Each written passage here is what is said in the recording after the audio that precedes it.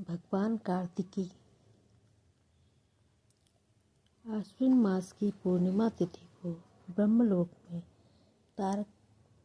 तारकासुर के शत्रु महाबली शिवपुत्र का जन्म हुआ।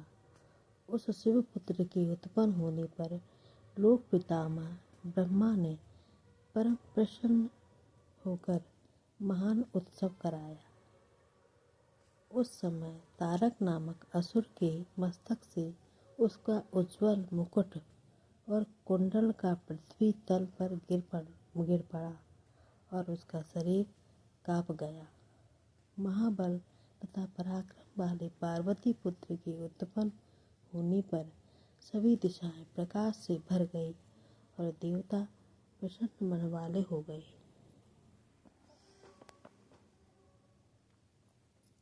ब्रह्मलोक में पार्वती के पुत्र को उत्पन्न हुआ जानकर भगवान नारायण ने वहां आकर आदर पूर्वक उसे देखा। इसी तरह इंद्र आदि अन्य प्रधान देवता सभी ऋषिगण भी वहां उमा पुत्र का जन्म सुनकर वहां आ गए और सभी प्रसन्न हो गए। शिव जी का यह पुत्र कृतिकाओं के गर्भ से उत्पन्न होने के कारण तीनों लोकों में कार्तिकेय नाम से विख्यात होगा, क्योंकि वे कृतिकाएं संख्याओं में 6 कही गई हैं। अतः संसार में इसका नाम षाण्मातुर भी होगा।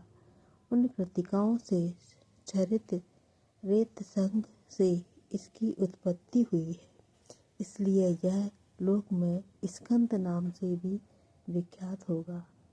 युद्ध क्षेत्र में यह तारकासुर का संहार करेगा, इसलिए लोक में इसका तारक वैरी नाम भी प्रसिद्ध होगा। इस प्रकार उन लोक पितामह ब्रह्मादि ने बालक के नाम रखकर सभी देवगणों को साथ में लेकर महान उत्सव किया।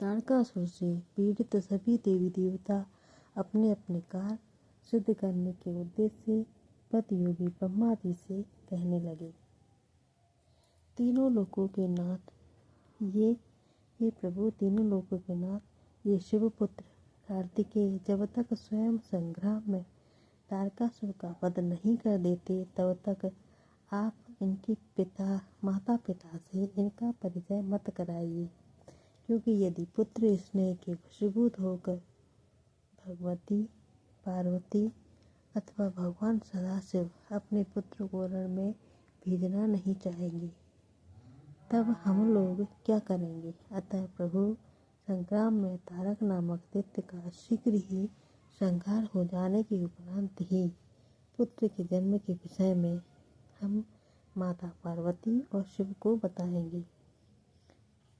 श्री महादेव जी बोले, इस प्रकार भगवती पार्वती जी से उत्पन्न ज्येष्ठ पुत्र श्रद्धानंद ब्रह्मपुर में रहने लगे और सभी देवता अपने अपने स्थान को चले गए। मुनि श्रेष्ठ तारकासुर का वध करने वाली महाबाहु भगवती पुत्र कार्तिकेय का जिस प्रकार प्रादुर्भाव हुआ उत्पन्न हुए, यह सब मैंने आपसे कह दिया। जो लोग गिरिजा पुत्र के जन्म के प्रसंग से युक्त इस अध्याय को भक्ति पूर्वक पढ़ाते हैं तथा सुनते हैं, उन्हें पाप से कोई भी भय नहीं रह जाता। जिसके पास पुत्र नहीं है वह गिरिजा पुत्र की उत्पत्ति के प्रसंग वाले इस अध्याय को समाहित चित्त से सुनकर उसी गिरिजा पुत्र कार्तिकेय के तुल्य सभी सद्गुणों से युक्त सदाचारी पुत्र उत्पन्न करने में समर्थ होता है। भगवान कार्तिकेय का वाहन मयूर वाहन था। उन महातेजस्वी कार्तिकेय को तारकासुर का वध करने के लिए स्वर्ण परिष्कृत एक शक्ति भी प्रदान की, जिसकी आभा करोड़ों सूर्य के समान थी। उसके समान महाशक्ति तीनों भुवनों में नहीं। इस कारण शिवपुत्र कार्तिकेय शक्तिघर यह नाम भी प्राप्त करेगा। उनका नाम शक्तिघर भी था। सब लोग पितामह ब्रह्मादि से ने सारी देव सेना की रक्षा के लिए कार्तिकेय को सेनापति बनाकर युद्ध भूमि में भेजा। वे महाबली पराक्रमी कार्तिकेय जी ब्रह्मा जी को साष्टांग प्रणाम कर तथा उस भयावह शक्ति को लेकर मयूर वाहन पर आरूढ़ चढ़ गए। तदंतर कार्तिकेय जी को आगे करके सभी देवता युद्ध करने के लिए दैत्यराज तारकासुर की नगरी की ओर आए। उसके बाद आते हुए उन देवताओं के घोर कोलाहल को सुनकर अपने असुर समूह के साथ दैत्यराज युद्ध के लिए तत्पर हुआ। वह